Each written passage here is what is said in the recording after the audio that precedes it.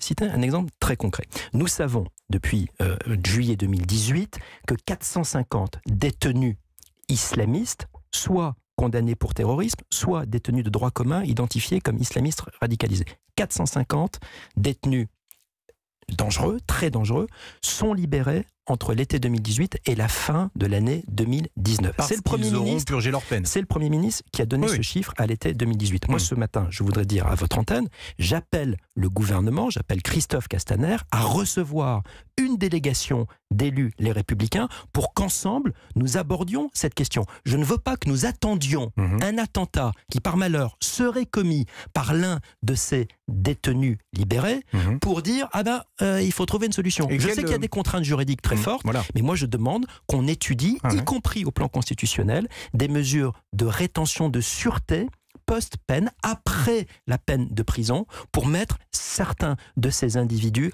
hors d'état de nuire. Je sais que c'est compliqué. Oui, quand on a purgé sa peine, il n'y a plus de peine. C'est le principe d'un état de droit. Oui, sauf qu'aujourd'hui, vous avez par exemple une loi de 2008 qui avait été validée par le Conseil constitutionnel qui permet des mesures de rétention de sûreté pour des criminels en matière pédopornographique. Bien, ça existe pour les criminels de cette nature.